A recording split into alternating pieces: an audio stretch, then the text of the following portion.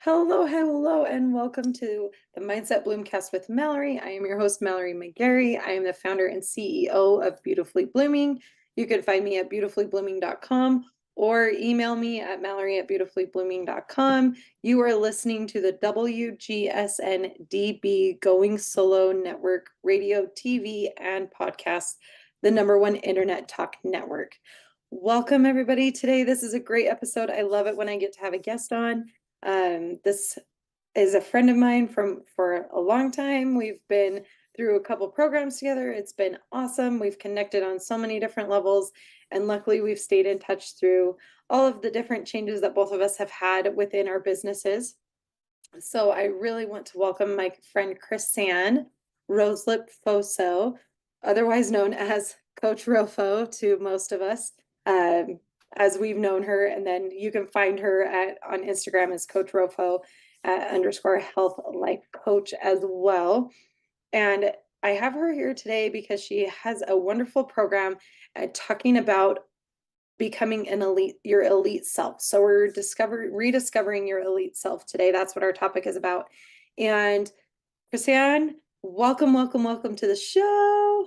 I'm so happy to have you here. Give us a little bit of background. Tell us all the things. Yeah, thank you, Mallory. I'm so excited to be here myself.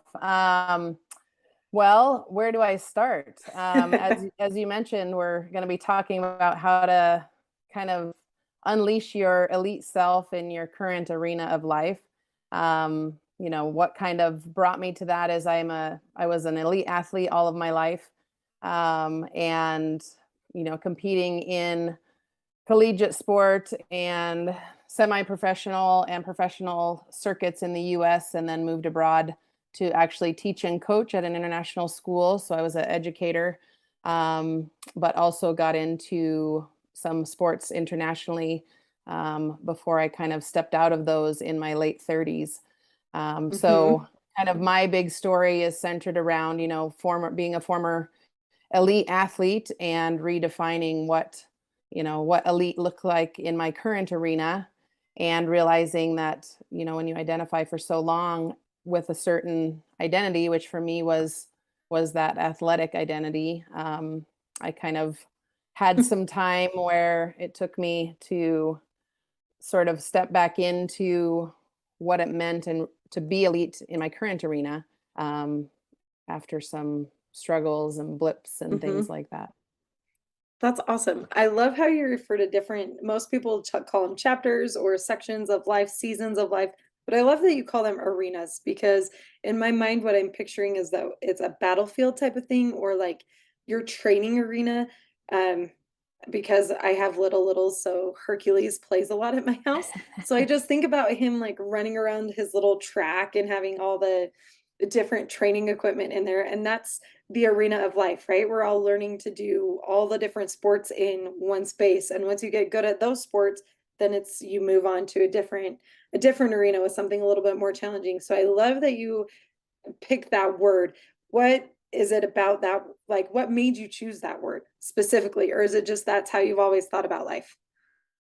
Well, yeah, I think, having lived an athletic life, for most of my life since I was 5, I started playing soccer before I can remember. I think I started walking and kicking the ball at the same time. Most of my lingo and things like that are centered around sports, analogies and whatnot. And I really, you're going to put me on the spot for the quote, but the quote by Theodore Roosevelt about the man in the arena, that it really is about stepping into the arena and, winning the battle sometimes and losing the battle a lot, but getting back up, when you're beaten and battered and all of that, and stepping forward anyways, and I just really like you said, that vision of being in the arena, and not that it's a battle in a bad way, but it is, right. My focus is kind of reigniting the warrior soul in each of us, so that we can find that eliteness in all areas of our life, again, in our current season, in our current arena. And so that idea of the warrior soul kind of goes nicely with the arena. I love that. that's perfect. It goes like hand in hand. Like I picture a warrior or somebody like that as well. And when I think of the word elite, sometimes it can come with a context that's like, oh, we're above you. But when Mm-hmm. you with it, when it's coupled with elite self, it's like I think of it as leveling up, right? Yeah. You're leveling up into that next level, into your best version of you, that Yeah. you're moving into the best or your favorite version of you, your new favorite version of yourself. And so I think that it's important to know that your elite self is just up leveling yourself, which is what we talk about a lot here on this show too. Is just how you can up level yourself in whatever space you're in, whether you're a Yeah. single parent, like a parent with a significant other, um, a working parent, a stay-at-home parent, whatever your life looks like. Because in from what I know from you, and correct me if I'm wrong, that shifting that mindset from your elite self, from your elite athlete self to now, did it have happen when you had your children, or was it before that? Yeah, that's a good question. I've done a lot of reflecting on kind of, um, trying to come back to that moment when I realized that I was kind of a former elite athlete as opposed to, a competitive athlete. Hmm. Um, so although I didn't realize it at the time, my journey in that kind of self-development started when, as you know, the listeners don't Yep. know, so I'll give a little bit of background, but I did, in my early 30s, I moved overseas to teach at an international school in Taiwan and then went to the Philippines and taught and back to Taiwan. And it was kind of, my competitive sport that I did overseas happened in my 6 years that I lived in Taiwan while I was Hmm. teaching. And then when I moved to the Philippines, I didn't really have, that competitive arena, shall we say, or the Right. competitive connections in terms of sport. And so I found that I was sort of shifting away from, that competitive nature into Hmm. just what I kind of call the living life, the average everyday Joe. Yep. Again, not trying to put myself above anybody else, but when you do live at Hmm. that athletic life, it's very disciplined, it's very focused, and not things that everybody likes to do every day because it's Right. hard, you know. And you find a lot of reward in it, but it's not easy, as we know as Hmm. coaches. If you want to make those changes, it's not going to happen overnight and it's not going to happen easily per se, but it's every No. little, I like to say every 1% counts, and it's those tiny bits of momentum that we make. Just like in sport, when you're learning how to juggle a soccer ball, or learning how to shoot your free throws and things like that. Like it's competitive, or it's not competitive, repetitive Hmm. practice. It doesn't just happen when you step into the championship, you know, game. It has to happen on a daily basis. Right. Like I I don't think I think collegiate athletes are elite athletes, but then at the same time, when I think of elite athletes, I'm thinking like Olympians is what my Mm, mind directly goes to. But still, I have family that is are on collegiate sports, and all it seems that they do is eat, live, and breathe their sport while mm-hmm. trying to do some school and stuff in like real life in between that. Yeah. And that balance is kind of hard in finding that. So how do you find balance in like, and now from going from being in that elite arena to like living just kind of the day to day like everyone else, because I don't eat, sleep, and breathe sport. Yeah. So I would not, that isn't where it is for me, but I can understand the dedication for that. So, but finding that balance of going from here to here, how do you find that balance? Yeah. Well, yeah, that's been kind of the ongoing process, and a big piece of my coaching programs in terms of help people, first recognize or appreciate and celebrate what I call the glory days, right? Mm-hmm. The has-beens and where you've been, and that can be in sport, but that could also just be successes that you've had in your past, and what you brought from those successes, and even our failures that helped us grow Mm-hmm. individually. because as we fall down, we have to get back up, hopefully. And within those defeats, there is so much victory and learning that happens. So kind of looking back at, what I call the glory days and finding the celebration in there, and then seeing where people are at currently in their current arena, and where those areas are flat. Because these are things that I did for myself. And how do I bring, like you said, that warriorness and that discipline into my current arena, but how it looks different because, as an elite athlete, it was a lot of go hard or go home, Right. Drill sergeant sort of, drive, and you drive yourself into the ground, and partly because you're younger and you can do that. But, as we get older and our bodies change, we become mothers, our bodies really change, our Yep. mind goes who knows where. Yes. You really have to step back and redefine what that warrior soul looks like, and being gentler, with myself, and still having some discipline, but realizing, that life does happen. But having to take care of myself first. It's that old saying of, if the plane is going down, you have to put your own oxygen mask on first before you can help anyone else, because otherwise everybody's going to die. Right. Exactly. So, yeah, just trying to redefine that. And it's a shifting and flexible, adaptable process, that you have to give yourself a lot of grace in. And one thing that I found is to approach things with curiosity as opposed to judgment, to look at a situation and say, okay, this part went really well. I call it the WWWs, the what went well. Right. And then the even better's if, instead of like, I failed at this part, it's kind of like, well, this was really good.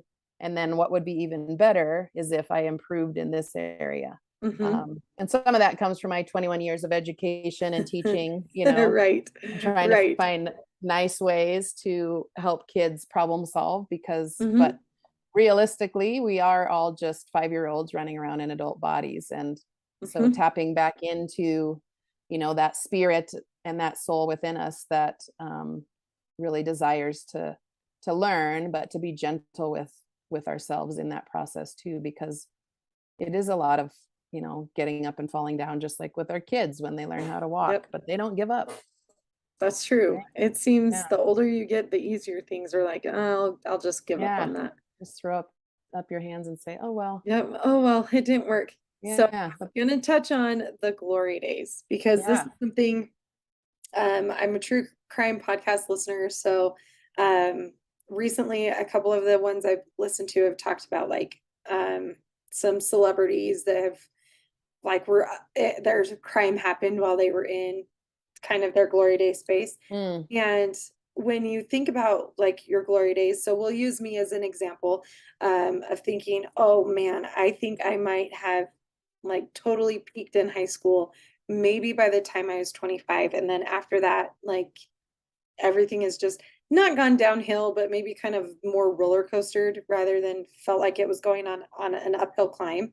Yeah. So when I'm thinking about it and going like, oh man, the listeners know that high school, I was very different in high school than I am right now. So I'm going to pick like my early 20s of being like, oh man, my 20s were so great. I was so much cooler. I was so much better at this. I could do all of these other things. And now I've just kind of like stagnated out.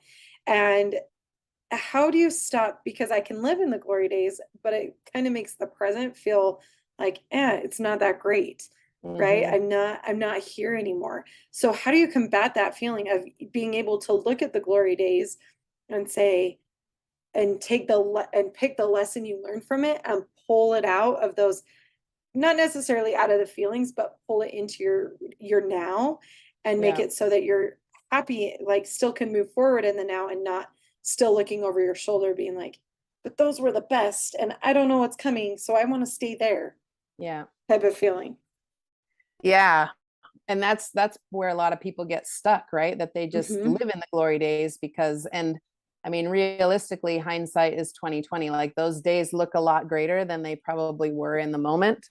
There was a lot of ups and downs back then, but what we remember are the wonderful memories, and like for me, the championship games, and, you know, when I was MVP of this, and, you know, when I won a national title and all of those sort of things when I was kickboxing. But the day-to-day process, there wasn't a lot of glory in that, right? So part of it is, like I said, looking back, and because part of our issue with the current arena is that, like you said, we're disappointed with where we are now because, oh, I was so great back then, and now look at me. So then the shame and the negative talk and all of that sort of stuff comes in, and you're just like, ugh, you know, I can't even look at myself because what I was so much better than what I am now. I just let myself go, and, you know, I had so much more focus, discipline, and yada, yada, yada back then. So Right. part of it is, you know, looking back to say, okay, what were the positive pieces of me back then that are still residing inside of me that I've maybe lost sight of because, you know, I'm just sitting in this negative self-talk. So celebrating that, but also in that process, you know, bringing forward the growth, but also finding closure with, well, that was then. And as much as it'd be great to maybe live back then, I'm not there anymore. And here's all the great things, you know, it's also celebrating where we're at currently and finding the positives in our current life. A lot of which came from the growth that we had back then, you know, and helping to make those connections, think on the mindset level is a big piece. And then saying, okay, well, these are the great things that I brought forward from the glory days and how I'm utilizing those. That's a connecting piece of the gap, is to say, okay, well, I'm still utilizing some of those strengths, you know, in my career and in this. I mean, for us as women, a lot of it, you know, is that we are doing all of the great things outwardly for everyone else, but it's ourselves that we're not taking good care of, right? Like that's what we coach on. Right. Is that self-care piece, is we're so hard on ourselves, but we can be the warriors for everybody else. And as mothers, that's what we do. Like that's, you know, who we become, Right. but not letting go of that self growth and that self-care as well. So finding the glory day connections and bringing them into our current piece and say, okay, well, that was a part of me then, and it still is a part of me. And then that allows you to sort of, in a sense, find closure or accept that that was then and this is now. And now I can start to apply those, you know, growth pieces and that strong part of myself into my current areas where I'm feeling flat. And that's where you start to strategize about, okay, well, here's my plan, you know, a goal with, what is it? A goal without a plan is just a wish.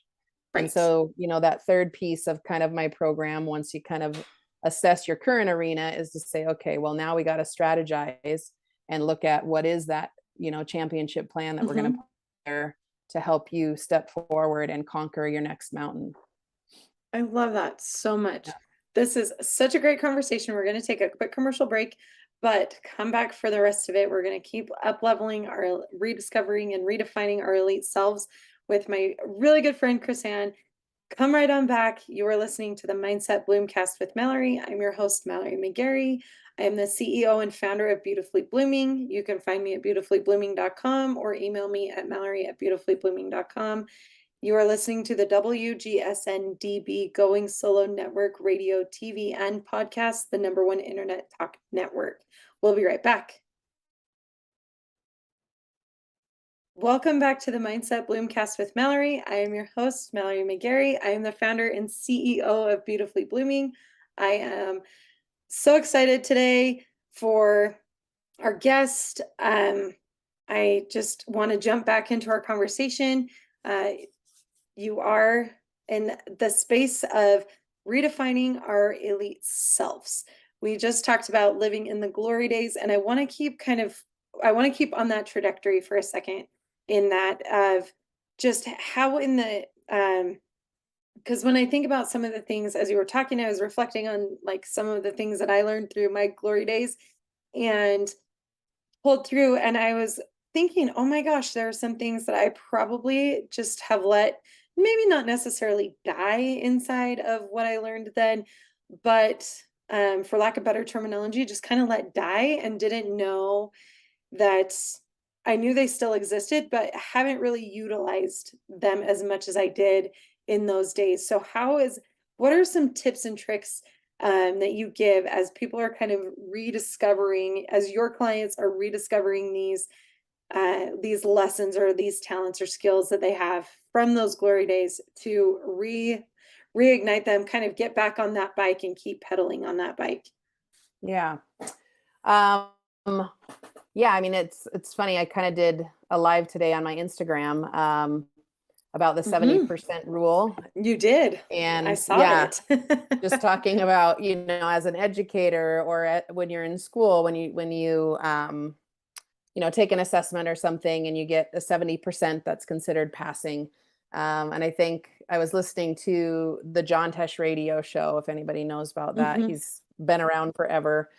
He's on iHeartRadio, I think. But anyways, it was him. I think it's Taylor Pearson was who he quoted with the 70% rule, is that idea of, if you're 70% sure about something, or you feel like you can do it kind of 70% well, I don't know if that's proper Yeah.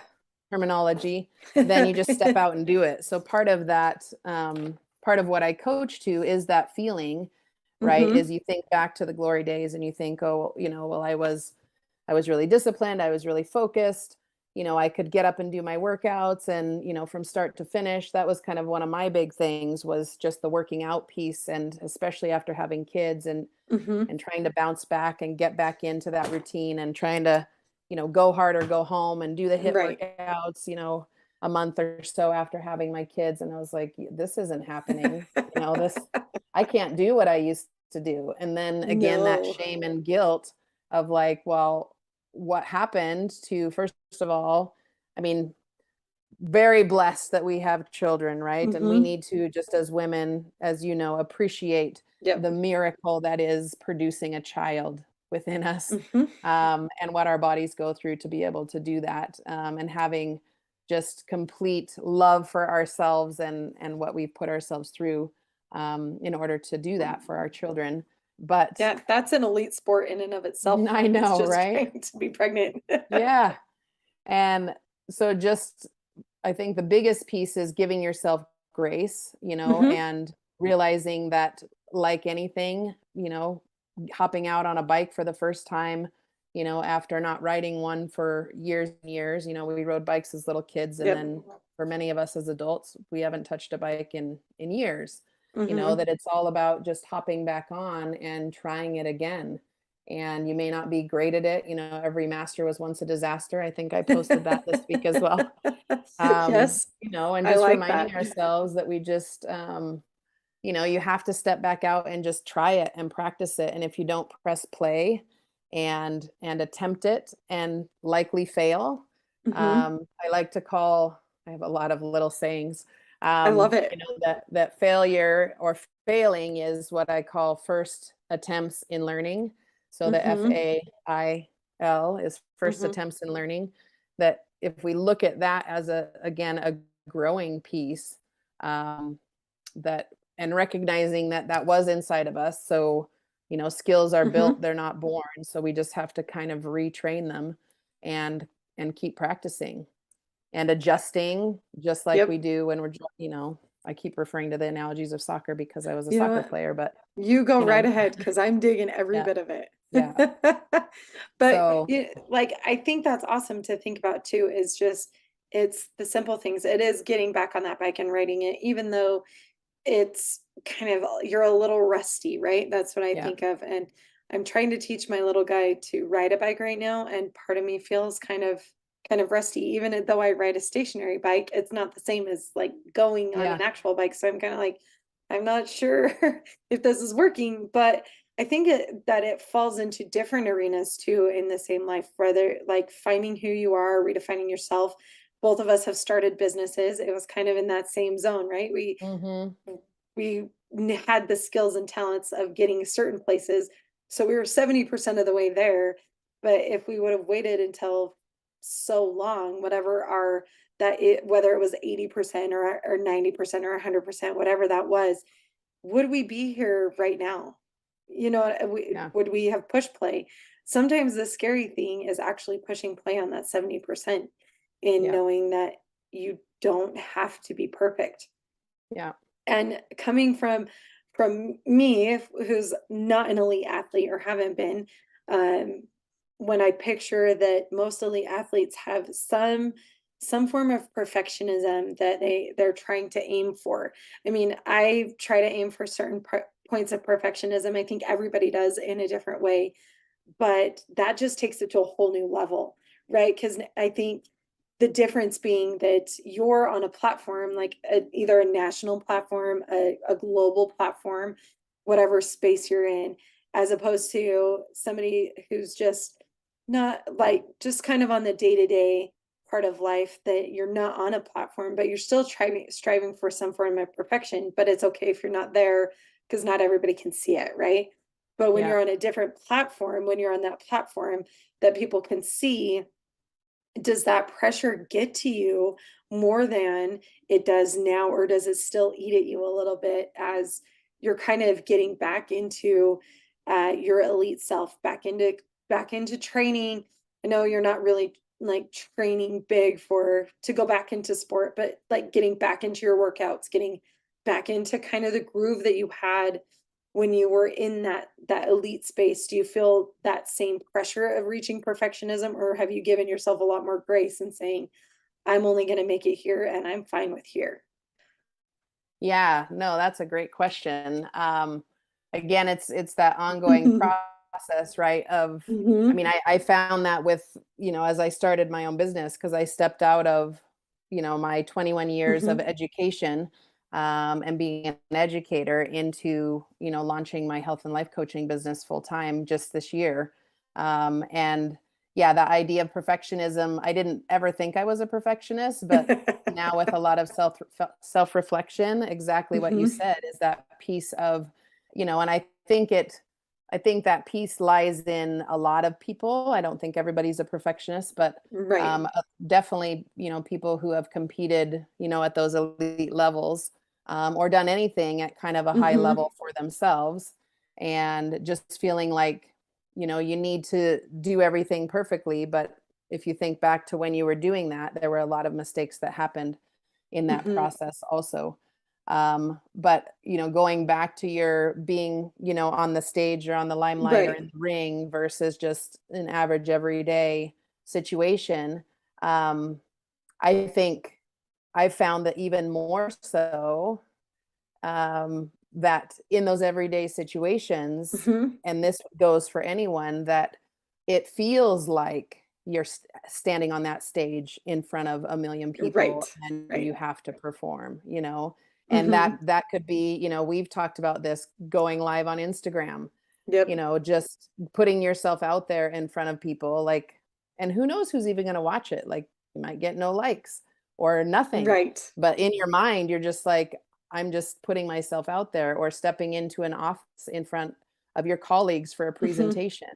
I taught in front of, middle school and high school kids for 2 decades, and every time I would get up in front of my own peers to teach something, like, there was that bit of nervousness, even though I knew them, they were my friends, many of them.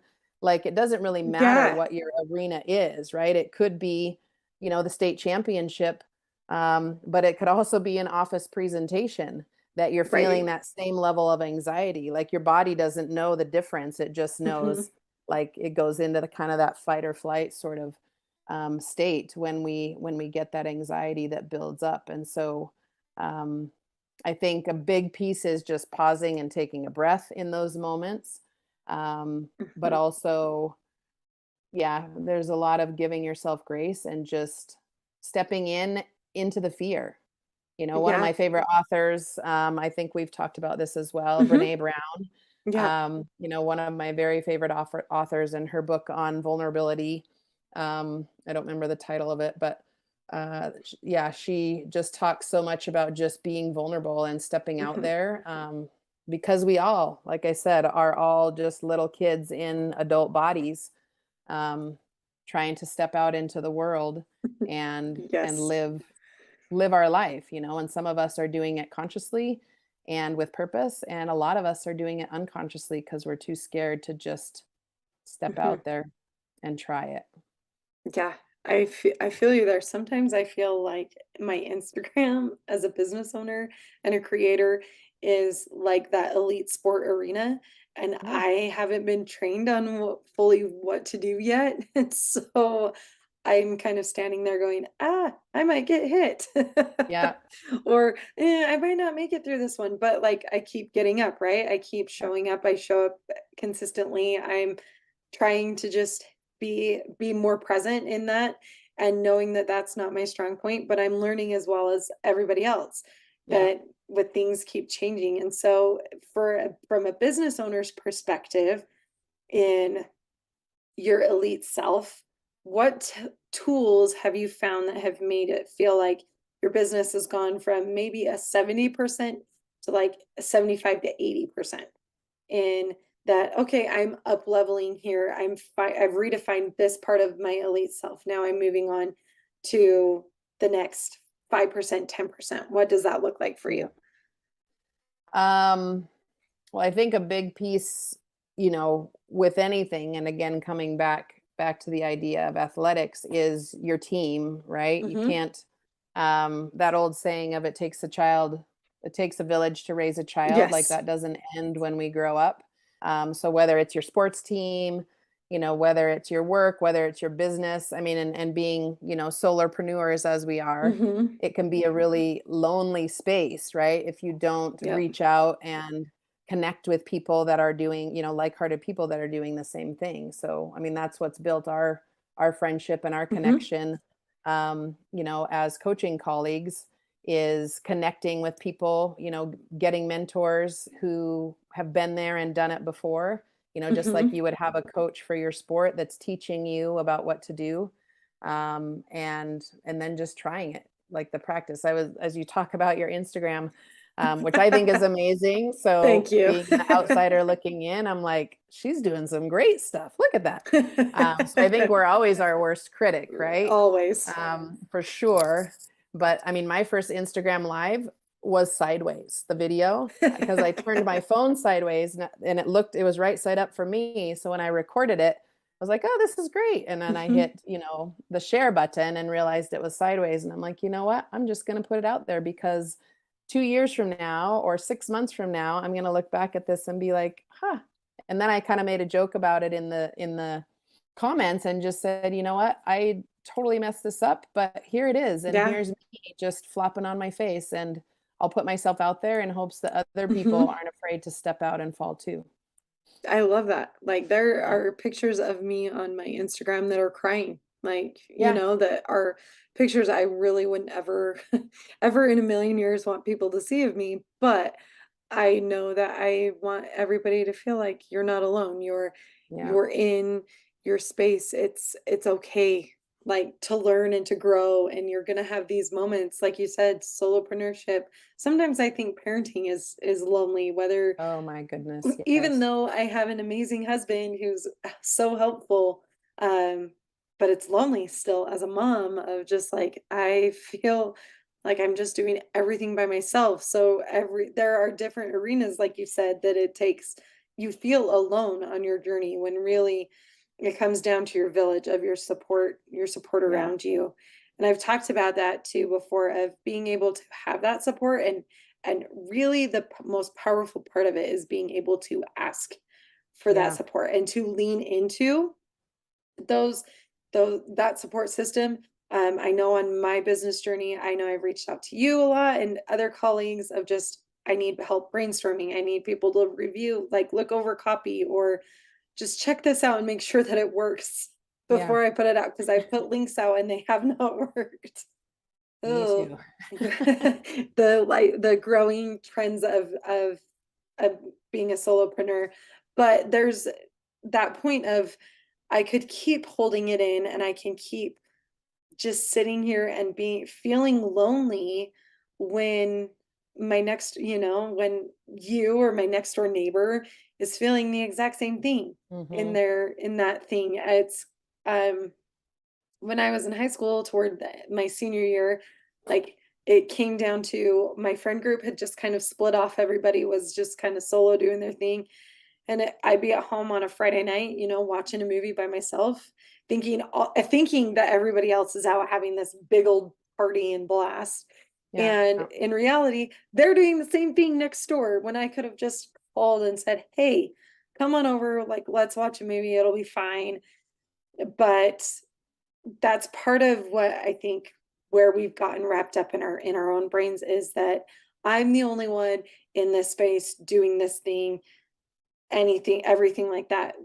Everybody may not know exactly what you're going through, but leaning into that to get that support is what I found is one of the hardest yet the most beneficial things Yeah. for us to learn in Yeah. that.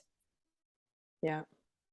No, I absolutely agree. And that, and social media obviously, doesn't help in terms of looking, that Yeah, compare and despair. You look out and right. everybody's doing so much better than I am at this and that. And oh, their life looks amazing, but look at my life, it's just falling apart.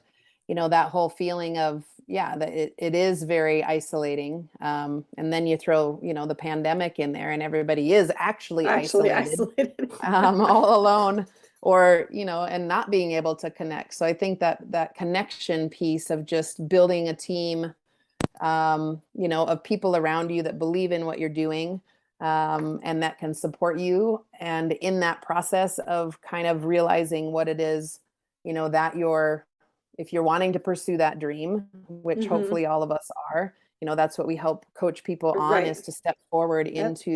into that vision, of their best self. And that accepting part of that process is accepting the letting go of who might get left behind in that process. That Hmm. not saying that it disconnects every relationship, but there are some people who are okay to stay where they're at, and maybe they're Yep. happy with that, where they're not supporting you in your, venture to step forward into your dream, and to sort of find a way, or to Hmm. help with the support group around you that does believe in what you're doing, to Yep. step forward. Because they do say, that what is it, that we are the five people that we surround Yeah, you're the ourselves with. sum of the five people you Yeah. surround yourself with. Yeah. And so, if you're surrounding yourself with people who don't support what you're doing, or believe in what you're doing and trying to step forward into that vision, then yeah, it's going to hold you back for sure. Hmm. Unless you can find a way to sort of let go, and be okay with letting them stay where they are and stepping forward. And that process is really, hard as well. Hmm. Um, I so, think that process is hard and natural at the same time. mhm, And naturally happens if you're actively seeking yeah, to up level yourself or find that those five people that are in that space that you want to be in, whether it be mentally, you have somebody for mentally, physically, spiritually, emotionally, and just somebody that is along for the ride, just kind of having those five people wherever it is you want to be. I found that throughout my journey of starting my business, growing my business, and to where I am now, that it's naturally evolved in that relationships got disconnected. They're not broken, but yeah, they're like farther removed because I'm going here. And not that their journey is terrible or bad or anything like that. They just are on a different journey, and I'm not in the space that's taking them to that next level that they want to be at yeah, either. And so it naturally happened. But when I realized that it had happened, I think it was probably a little bit farther just removed than I thought it would be. And I was like, all of a sudden it just hit me like, holy cow, I haven't talked to these people in so long, but because I've been going this direction, not that they've been going backwards or anything, they've just been going on their directional journey, and yeah, it's just pulled us apart for a little bit. So the realization doesn't always happen immediately, but you do lose friendships, yeah, solopreneurship, um, parenting in any way, shape, or form will help you depending on the style of parenting you want to take. Schools can do the same thing depending on the type of school you want to do, whether it's homeschool, public school, charter school, private school, whatever that looks like. Yeah. whatever you're trying to do to up-level yourself will naturally distance you from other people, and you can't ever look at that and say, "Oh my gosh, this is so bad," or "This is a terrible thing," because you're still, you're getting to that elite level of yourself. You're getting to that next elite level for yourself, Yeah. and you're giving yourself the best chance to succeed in Yeah. that. And so I think it's important to take that mindset into that as well, of when you're finding your elite self, that it's okay. You're going to lose people along the journey, but you're going to gain people on the journey as Yeah. well in that. So my last question, well, I technically have two. My last question for you is, what is the one thing you would leave with my audience today to start on their journey to rediscovering and redefining what their elite self is? The one thing I would leave with them, um, well, I think that question is has a different answer depending on where people Hmm. are at. So if Okay. somebody's just starting, this journey for themselves, um, I would say, taking some time to just sit down and um, ask yourself, if I had a magic wand, Hmm. what would I want? That kind of number one coaching question that I kind of put out there, like if there Right. were no limits in life, what would your life look like? Like what Hmm. is it that you truly desire? If money and location and all of those things, like if you could have anything in the world that you wanted for your life, what would that look like? And just allow yourself to dream big and write it down and not judge anything that goes on there and say, "Oh, well, this is ridiculous. That's never going to happen." Right? Because you do find Yeah. that and that was one of my very first steps that I took in my process of kind of my self-development and my transformation. And then because you'll find as you step forward into those next levels of what, your levels of evolution, I like to say, Hmm. Right. that dream changes and evolves as well. But if you sit down and kind of allow yourself to just truly dream and put that on Hmm. paper and then start to say, okay, what pieces of this do I really want to pursue? You can't pursue all of it all at once. You have to, the best Hmm. way is to hit one goal at a time. And then, but if you look at that desired state and then start to work your way backwards to say, okay, well, that's where I want to get. And then what's the process in getting there? And that I believe is where, coaching and mentoring is is a key piece to all of it. Hmm. Those of us who have, we're not any better or um, masters in this per Right. se. We're just a little further along and have strategies for maybe fast tracking that process for people, because people before us, my mentors and coaches helped me, and Right. I practice what I preach. I have coaches and mentors still Hmm. that are part of my team that help me to do that process and that reflecting and stepping forward also. But I would say, if there are no limits in life, what does that dream look like? And I start to put love it on that. paper. Yeah. That's a great way to start, no matter where you're at. If you're in the middle or whatever, to always go back and reflect on that. I think that is a great piece to go back and be like, what do I really want my dream life to look like? Because it'll change a little bit as you go through the journey, I think, but Yeah. to always keep that constant in your mind is such a great place to start to find your elite self. And then my final question is one I'm really interested in what people say. So I'm going to start this with you. This is my going to be my new question I ask all my guests that are appearing on my show. But my program is called the Leading Lady Formula, and I talk about how women can step into, kind of shed all of the roles that they play and define what those roles mean to them rather than kind of be absorbed in all of those. So I call it stepping into their leading lady. So I'm curious Mm. to know what leading lady means to you, what being the leading lady means to you. Um, Yeah, I would say being the leading lady is,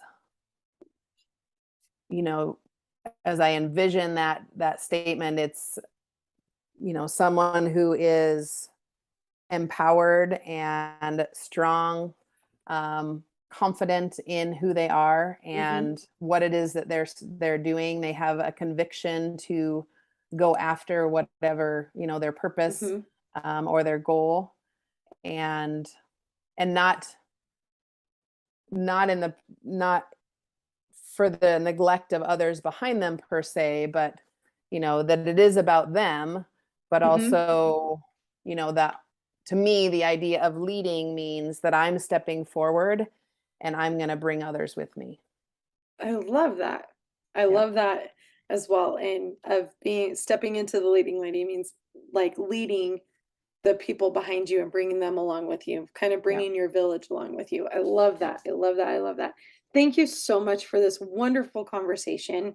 It has been so awesome to chat with you in a space that's not brainstorming all business things that we talk about normally. Um, I'm so glad to have you here. You can find Coach RoFo on Instagram at Coach RoFo _ health life coach. And then you can find her on her website at www.getupandgo with Coach RoFo. That's right? I read that right. Or Get is it up, get go. up? There's no That's what it and. is. Yeah, it Get wouldn't. up, go with Coach RoFo. My brain is adding words where I think they should be. Yeah, Yeah. www.getupgo with coachrofo.com. You can find her there. Access your elite self. What is the name of your program officially? The Ultimate Game Plan I is my love kind of that. VIP program. Yeah. Awesome. Join the Ultimate Game Plan, redefine your elite self. It's going to be a great, especially going right into the holidays, what I call hibernating season as well, where everything hibernates, your body, your mind, just Yeah, let's everything not goes do that. into hibernation mode. So come out into January being ahead of your resolutions into what that looks like. You are listening to the Mindset Bloomcast with Mallory. I am your host, Mallory McGary. I'm the founder and CEO of Beautifully Blooming. You can find me at beautifullyblooming.com or email me at mallory@beautifullyblooming.com. You are listening to the WGSN-DB Going Solo Network radio, TV, and podcast, the #1 internet talk network. Thank you so much, and we'll see you all later.